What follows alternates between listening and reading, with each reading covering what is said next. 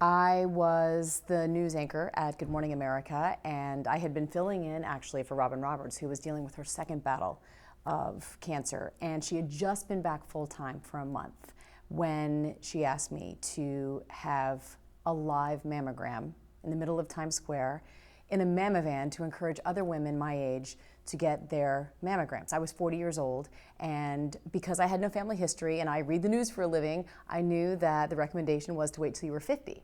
So I was not planning on getting a mammogram for another 10 years, and I told Robin that, and I felt like perhaps I shouldn't be the one going into the mammovan because I wasn't planning on getting a mammogram and I didn't think I needed one.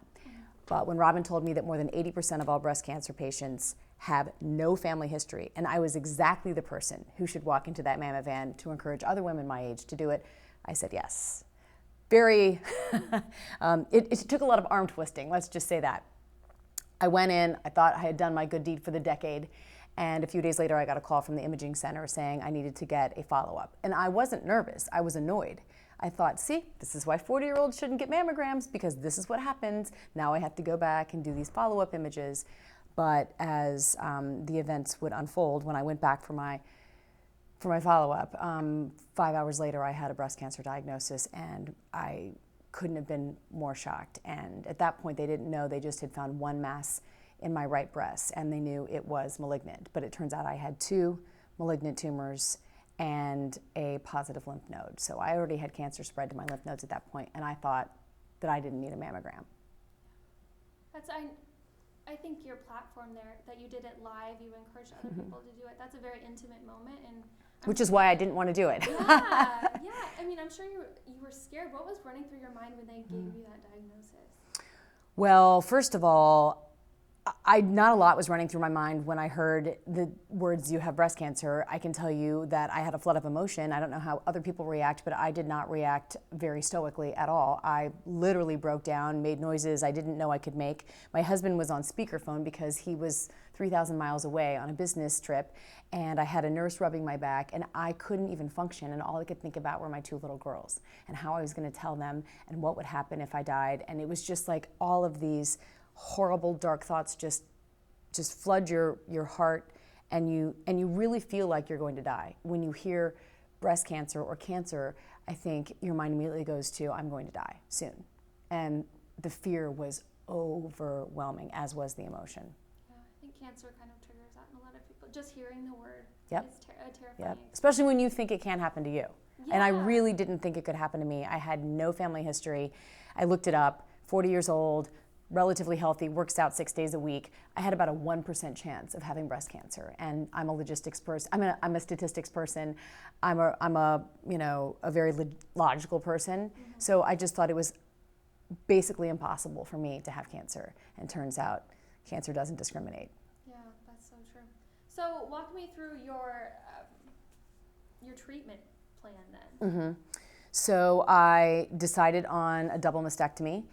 And it's a very grueling procedure, and I had reconstruction eventually as well. 8 months later, I had 8 rounds of chemo and a lifetime of meds probably. I'm 6 years into tamoxifen right now, which is basically a massive hormone suppressant. So, Hollywood starlets will take hormone replacement therapy to look younger, and I take a pill. I kind of joke and call it the rapidly aging pill because it just strips your body of estrogen, but you know what? It keeps me here, it keeps me alive, it keeps me healthy, and so I'm grateful for it. Yes, there are side effects, but you know what? I'll take the side effects because I know it's giving me a greater chance of beating this thing, because no one dies of early stage breast cancer.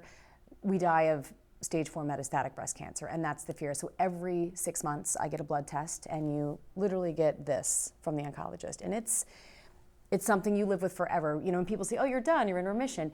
The truth is, yes, as far as we know, but the reality is that it's a lifetime diagnosis, because you always live with the fear, you always live with the test, you always live with the doctors, and you're always wondering what will happen at the next doctor's visit. And so you change how you live in every way. It's never the same again. And I would say it's been for the better.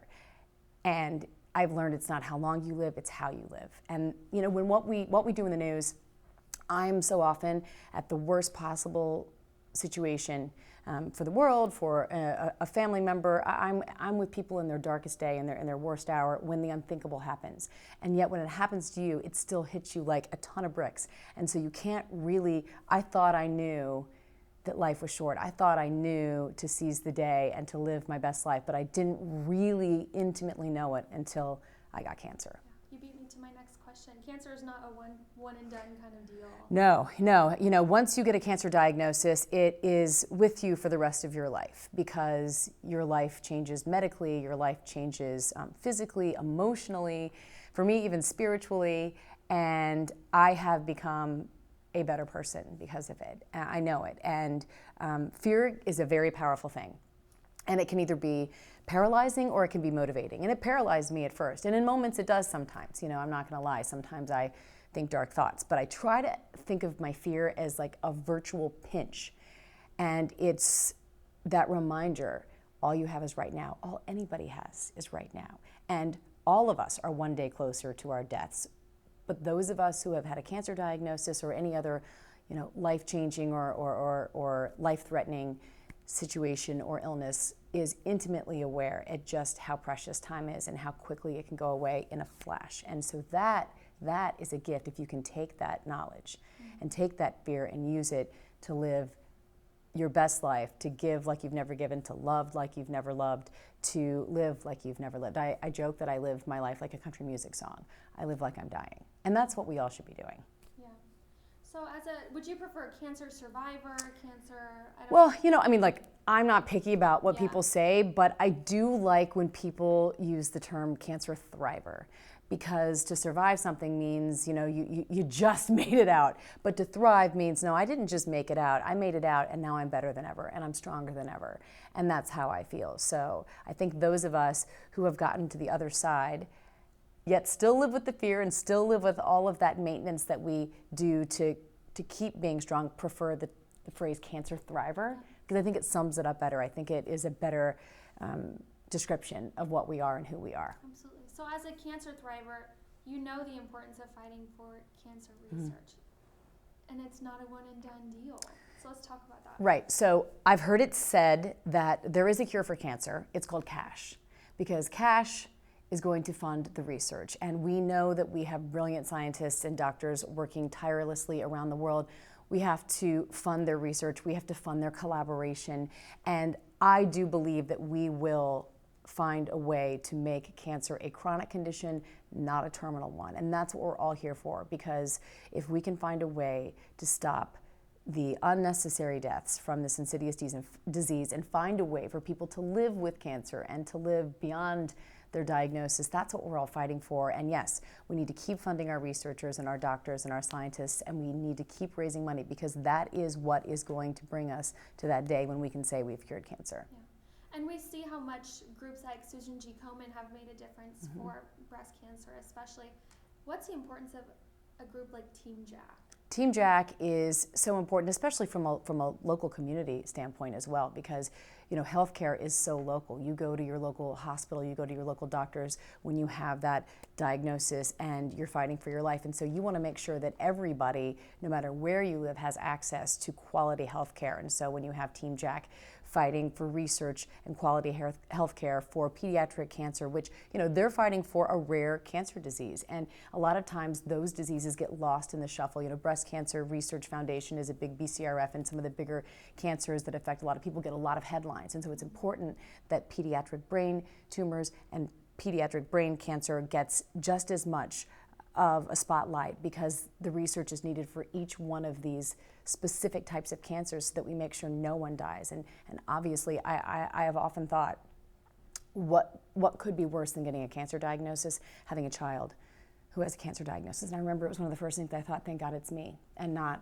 one of my two daughters. And so I know that we need to do more, because to think of a child in the same situation I was in or someone else is in is just, you can't even put a statistic on how much worse that is for the parent and for the child. But I want to make sure that I do my part to try and get people to pull out their wallets tonight, and you know, whenever they feel like they want to give, you know, give to where it counts and where it's going to go to research and where it's going to go to make a difference. And Team Jack is a part of that. Yeah, it's critical. You know, Team Jack is just huge thing in Nebraska. When I moved here, I had no idea what it was about, but it took me like a week of living here to understand that like people care about this and they've been supporting it for super long. And yeah, and that support makes a difference. That support could save a life. Yeah. So you kind of already touched on this. Your outlook since beating cancer. Mm-hmm. Can you put it into a nutshell for me? Sure. My husband said to me, and I'm going to end my speech like this, but my husband said to me something when I was feeling sorry for myself in the middle of my chemo treatments, and he said to me, "Don't die before you die."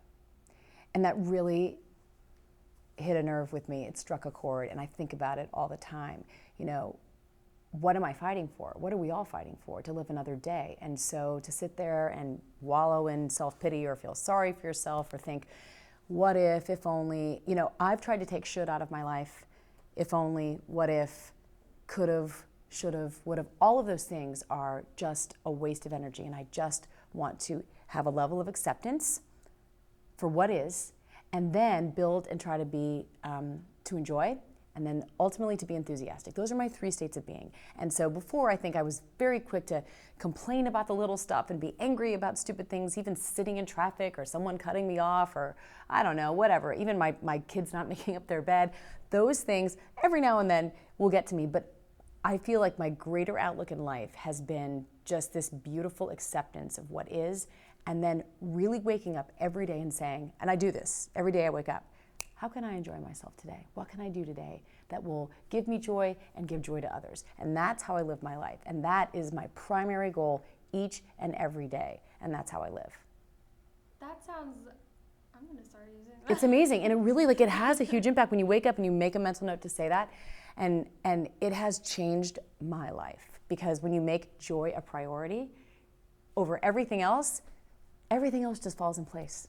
Yeah. It does. like you're really, turning a bad situation into a good one. Yeah. Well, I don't think it takes the tough times. You only learn most of the time when things are tough. Mm-hmm. When you hit rock bottom, when things aren't working. I think someone said, let life's obstacles be the detour into the direction you were supposed to be headed in. So if you hit a wall or something happens unexpectedly, that's a sign. Okay, I'm going in a different direction now. And I think if you look at it like that, it can be an opportunity, not a drawback, not an obstacle, but an opportunity. Mm-hmm. So what's your message to Team Jack families or other families fighting cancer right now? My message to Team Jack families, to families fighting cancer everywhere, first of all, don't give up hope. Never, ever, ever, ever give up hope. And you fight by how you live. You fight by how you give. And telling your story has an impact. The power of one voice. Every time you share your story with other people, people open their hearts, they open their wallets, and you know what else they do? They take their own health more seriously. And so you can spread a tsunami of people who decide to put their health first, to make their health a priority, and you're also giving people the opportunity to help you and to give and to be empathetic. And so it's a win-win. So I know it's hard sometimes to share because nobody likes to be pitied. No one likes to, it's hard to be vulnerable, especially when you're scared. But I feel like when you do that and when you allow people to love you and you allow people to shine a light on your fight, it helps people that you can't even imagine. It's an exponential wave of love. Every time you tell your story, you impact people that you don't even know, you couldn't even realize. Absolutely. Yeah. My last question, I think, you have this national platform to share your story and impact other people. And you were vulnerable and open with these people. How are you going to use that to affect change and influence people to go to the doctor? Right. So, well, I think Robin and I do something and try to do something Robin and I both do something every October.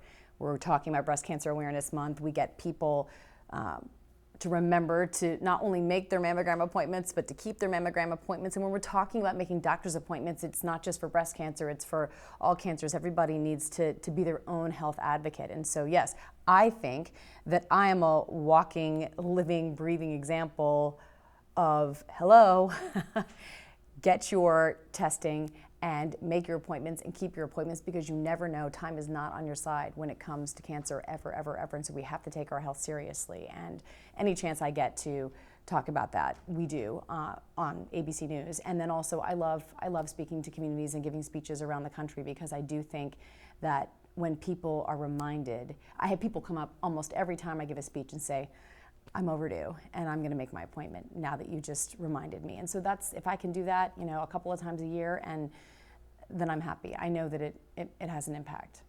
Yeah, it's one thing to see stats and numbers about breast cancer, but as soon as you can put a face to it.